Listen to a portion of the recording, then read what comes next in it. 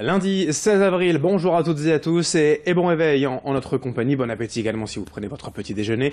Il est 7h15, voici l'essentiel de l'actualité régionale. D'abord vos prévisions météo en ce lundi, le début d'une très belle semaine chaude et ensoleillée dans la région avec 16 degrés de prévu aujourd'hui mais surtout 25 à 26 degrés de prévu mercredi ou au jeudi. On n'en est pas encore là, mais dès aujourd'hui on profitera du soleil. Encore quelques passages nuageux ce matin, puis un temps bien dégagé et ensoleillé cet après-midi partout du littoral jusqu'à la métropole lilloise. Les températures, je vous le disais, 16 degrés pour les maximales cet après-midi à Lille, 15 à Saint-Omer et à Boulogne, 14 à Dunkerque et à Calais, mais ce sera donc encore mieux dans les prochains jours. On en reparlera bien sûr dès la fin de ce journal avec les prévisions de la chaîne Météo. À la une de l'actualité justement et de cette édition, de belles images de ciel bleu à l'occasion de l'ouverture ce week-end des 32e rencontres internationales de cerfs-volants à Berck.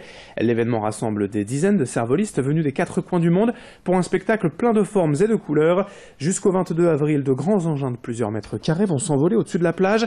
Le plus grand cerf-volant du monde est d'ailleurs attendu cette semaine. Au programme également dès demain, le championnat du monde de cerf-volant par équipe. L'événement dure toute la semaine jusque dimanche et c'est à ne pas manquer. Il y avait déjà beaucoup de curieux d'ailleurs ce week-end sur la plage de Berck. Louis Caillé a rencontré quelques promeneurs.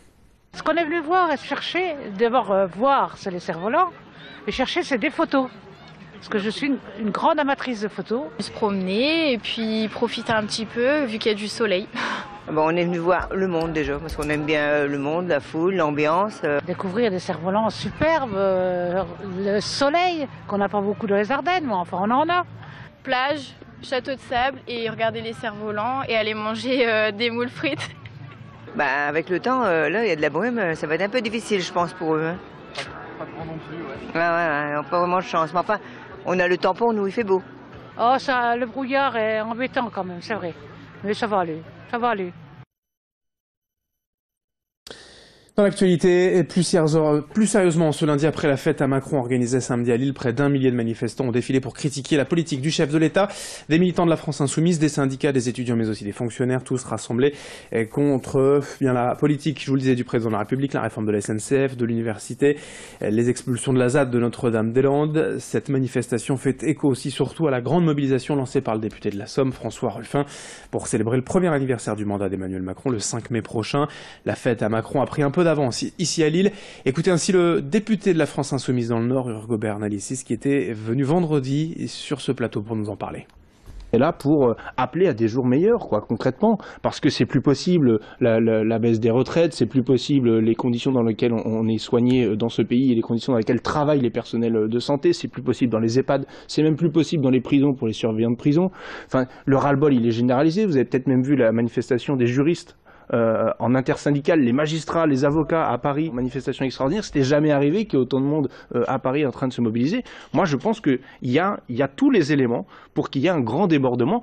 Quand on dit débordement, c'est aussi se déborder soi-même. C'est-à-dire que c'est pas le truc de la France Insoumise. La France Insoumise, elle toute seule, elle peut pas faire ce grand débordement. Tel ou tel syndicat, lui tout seul, ne peut pas non plus. C'est parce qu'il y a une conscience collective qu'il faut se mobiliser qu'on pourra arriver à faire reculer ce gouvernement et son président de la République. En image également la mobilisation des pêcheurs amateurs du littoral samedi à Calais. 300 à 400 personnes issues de 12 associations de Berck-sur-Mer à Dunkerque ont manifesté contre les récentes interdictions annoncées par l'Union européenne de pêcher le bar en mer et ce jusqu'à la fin de l'année 2018. Les quotas et moratoires imposés par Bruxelles quant à la pêche de certains poissons interdisent désormais aux pêcheurs de loisirs d'attraper des bars sous peine d'amende.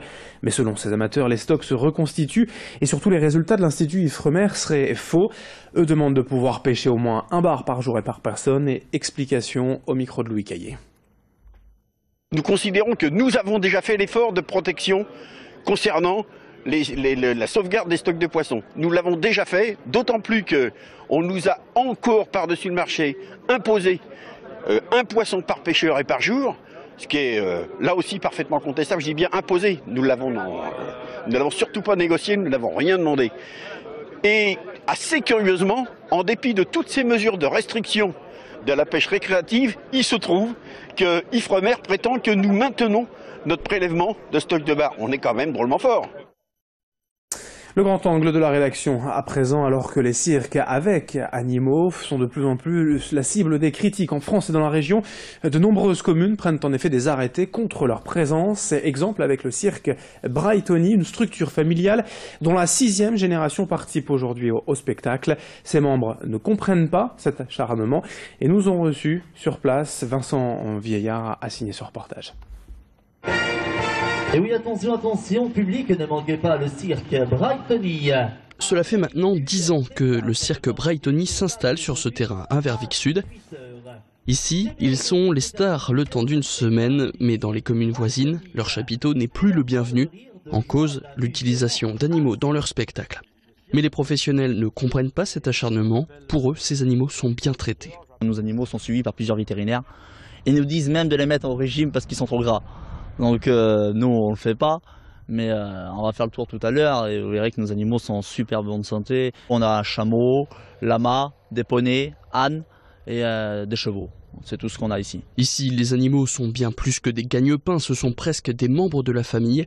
Pas maltraités, pas enfermés dans des cages, certains peuvent même ne pas être attachés sans qu'ils ne s'éloignent. C'est des animaux qui sont nés chez nous. Hein. Le chameau, il a une dizaine d'années, on l'a élevé au biberon chez nous. Et non, un animal chez moi, c'est comme un enfant.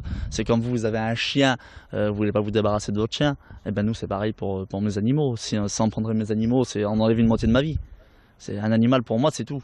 C'est toute ma vie. Ces interdictions de s'installer dans certaines communes, Michael et sa famille le vivent très mal. S'ils annulent notre spectacle, comment on va faire pour vivre? Comment on va faire pour gagner de l'argent? C'est ça, chaque commune qui s'enlève, ben après ça devient de plus en plus dur pour obtenir des autorisations. Après une semaine de spectacle à Verviers Sud, le cirque Brightony partira direction la Belgique, un pays où ils se disent mieux accueillis, même si les défenseurs de la cause animale leur causent encore quelques soucis. Rapidement, quelques résultats de sport avec le match nul décevant forcément du LOSC à domicile face à Guingamp, 2 buts partout. Lille qui menait encore 2-0 à la 90e minute, qui a pris 2 buts coup sur coup dans les arrêts de jeu et qui stagne à la 18e position en barragiste. En football toujours, victoire de l'USLD 3-1 à Créteil et défaite de l'USBC au 2-1 au Red Star. Ça reste compliqué pour les clubs du littoral. En volleyball, défaite malheureusement lors du match d'appui du TLM Tourcoing face à Chaumont 3-7-2. Il y aura donc une belle décision demain à Chaumont pour espérer se qualifier pour les demi-finales pour les Tourquenois. Et puis en proie, eh bien, le BCM Gravelines s'est imposé 97-83 face à Chalon-Reims, tandis que le SSM Le Portel s'est incliné à Levallois 82-76. 7h22 dans un instant, la suite du programme sur votre chaîne d'information régionale.